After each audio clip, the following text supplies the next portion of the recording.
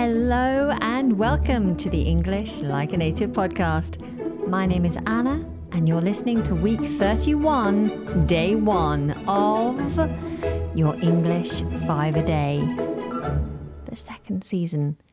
With this series, I'm on a mission to ensure that you are taking your daily dunk into the English language so that over time, slowly but surely, no matter what happens, you are increasing your vocabulary, improving your listening skills, and becoming more confident and feeling more like yourself when communicating in English.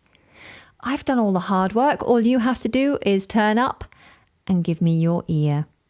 And if you'd like to see everything written down, then you can do by accessing the vocabulary vault, where I record everything into a big database, and you can get that for free by clicking on the link in the show notes. Without further ado, let's start, as we always do, with a snapshot of what's to come. After moving to East Asia for work, I had to rush around the local neighbourhood looking for a cash machine because most shops only accepted banknotes, not cards. I didn't expect the cultural differences to be so significant, but I often found myself in situations where I had to adapt quickly to new ways of doing things.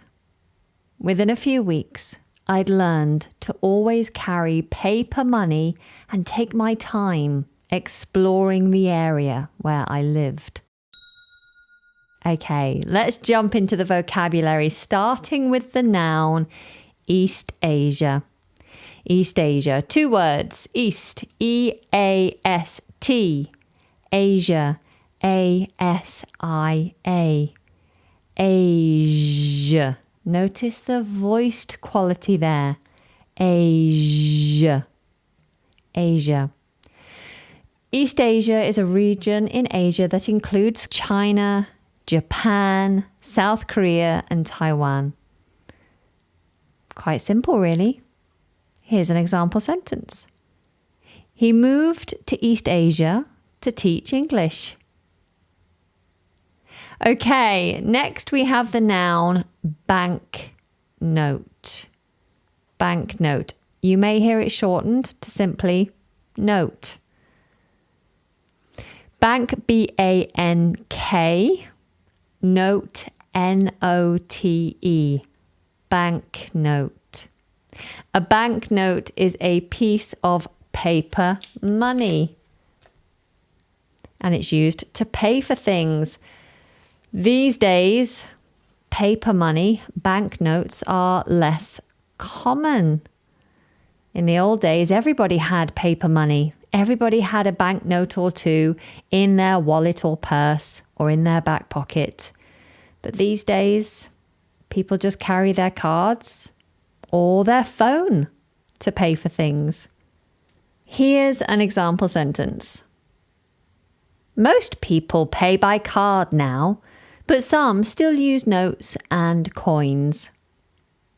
What do you prefer? I miss everything being predominantly physical money. I miss counting my pennies.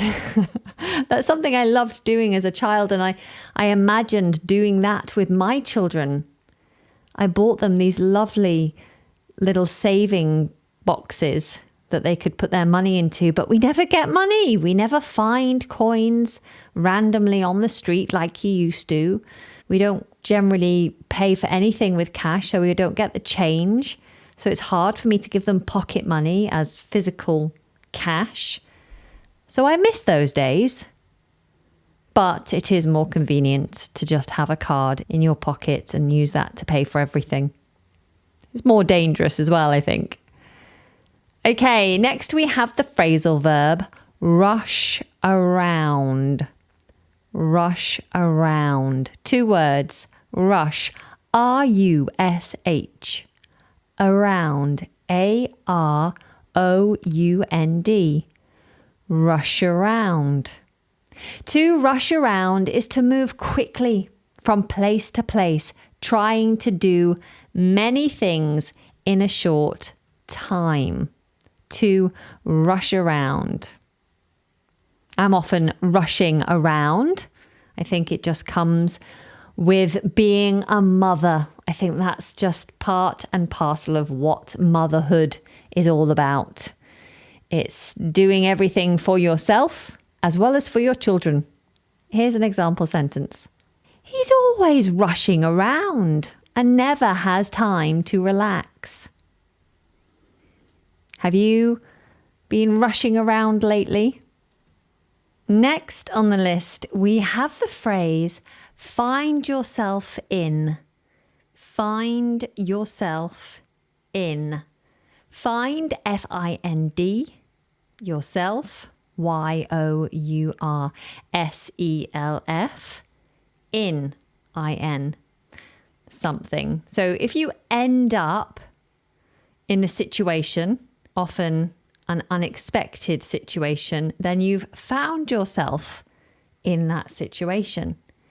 It's like to suddenly realize, oh, I'm here inside this situation. I did not expect it. I found myself in this situation, this unexpected situation.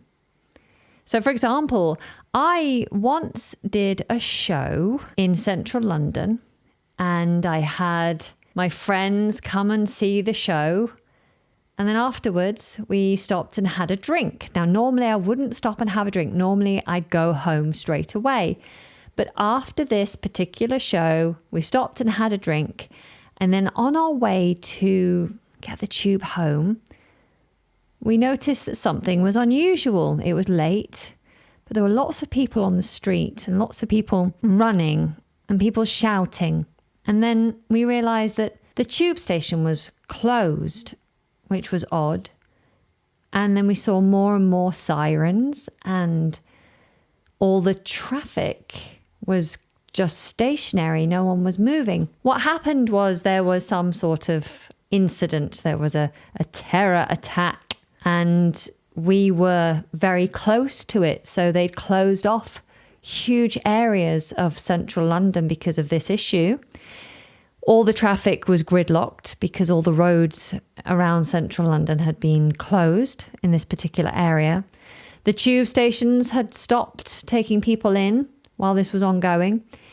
And I had to walk for hours in a ball gown, because that's the outfit I was wearing, with a garden rake in one hand, because that was a prop I was using in the show. Well, not me, I was lending it to somebody else and they'd given it back to me. And so I had this garden rake in a ball gown, late at night, desperate for the toilet, walking for hours in the most uncomfortable and impractical shoes to get home, because I found myself in this situation that I hadn't expected, and it was a disaster. Have you ever found yourself in an unexpected situation like that, which completely changed your plans? Here's another example. I found myself in a new city with no idea where to go. Okay, next we have the noun neighbourhood. Neighbourhood. We spell this N-E-I-G-H-B-O-U-R-H-O-O-D. Neighbourhood. Neighbourhood. A neighbourhood is the area around where someone lives. So you would talk about your neighbourhood. I would tell you about my neighbourhood. What do you like about the neighbourhood you live in? I like the community feel that I found in my neighbourhood. I like the opportunities to get involved in different events and sporting clubs. Okay, here is another example sentence. Our neighbourhood is quiet and friendly. Okay, that's our 5, so let's do a quick recap. We started with the noun East Asia. which is a region in Asia that includes countries such as China, Japan, South Korea, and Taiwan. East Asia. We had the noun banknote, which is a piece of paper money. A banknote. We had the phrasal verb rush around, which is to move quickly from place to place, trying to do too many things all in a very small amount of time. To rush around. We had the phrase find yourself in, to describe ending up in a situation, often unexpectedly. To find yourself in. And then we had the noun neighbourhood, which is an area around where someone lives. A neighbourhood. Now it's your turn. Please repeat out loud after me. East Asia. East Asia. Banknote. Banknote. Rush around. Rush around. Find yourself in. Find yourself in. Neighborhood. Neighborhood. Fantastic. What's the area, the region that includes countries like Japan and China? East Asia, good. And if I want to pay for something using paper money, what do I call that? Or banknote. Yes, very good. If I've got lots of things to do in a short space of time and I'm moving around really fast, what phrasal verb could we use? Rush around. Yes, you'd say, Anna, stop rushing around. If I end up in a situation unexpectedly, what phrase might I use when describing that? I found myself in this situation. You'd say, Anna, you found yourself in a terrible situation. Yes, I did. And finally, what's the name for the area around where someone lives? Neighborhood, that's right. Brilliant. Let's now listen to our snapshot once again.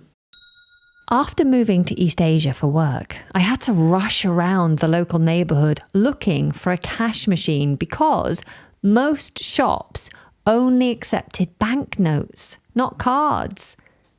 I didn't expect the cultural differences to be so significant, but I often found myself in situations where I had to adapt quickly to new ways of doing things.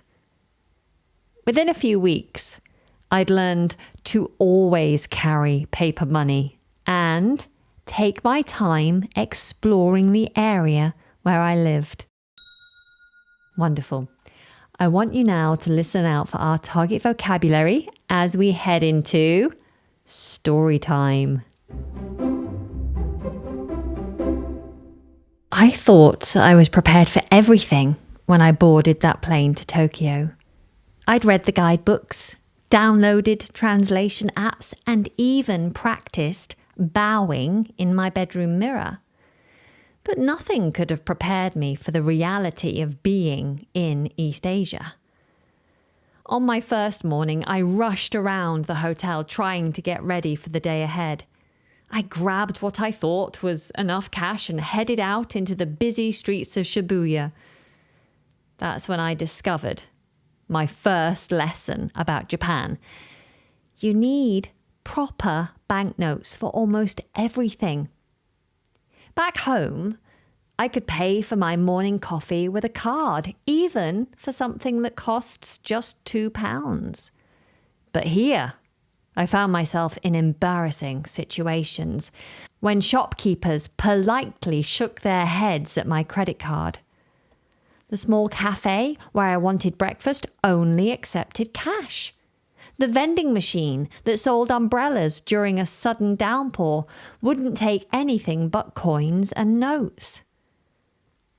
I learned to visit the cash machine regularly and always carried enough banknotes in my wallet. It felt strange at first, having all that paper money, but I began to appreciate the simplicity of it. No waiting for the card readers, no worrying about whether the machine would accept my foreign card. The neighbourhood where I stayed was full of narrow streets and tiny shops. Each morning, I would rush around, trying to explore as much as possible before work. The elderly shopkeeper at the corner store always smiled and bowed when I bought my morning drink. She never spoke English, but her kindness needed no translation. Food was another adventure entirely. In restaurants, I found myself in situations where pointing at pictures was my only option. The menus were beautiful works of art, and I couldn't read a single character. One evening I thought I'd ordered chicken, but ended up with something that looked like it had tentacles. The other diners watched politely as I tried to eat it with chopsticks, probably wondering why this foreign tourist was struggling so much. The trains were incredible. Always on time, spotless and clean, and packed with silent commuters. During rush hour, I found myself pressed against strangers, but nobody complained or pushed. There was an unspoken rule about staying quiet and respectful. So different from the noisy tube trains back in London. What struck me most was how people move through their daily routines with such precision and respect for others. Even in the busiest neighbourhood, people queued properly, didn't push past each other, and always seemed to have time for a polite bow. By my third week, I'd stopped rushing around quite so much. I'd learned to slow down, to observe, and to appreciate the differences rather than fight them. I carried plenty of banknotes, could use chopsticks without dropping everything, and even managed to order food without pointing. East Asia had taught me that being lost in translation wasn't always a bad thing. Sometimes it's exactly where you need to be to discover something new about yourself and the world around you. That brings us to the end of today's episode. I do hope you found it useful. Until tomorrow, take very good care and goodbye.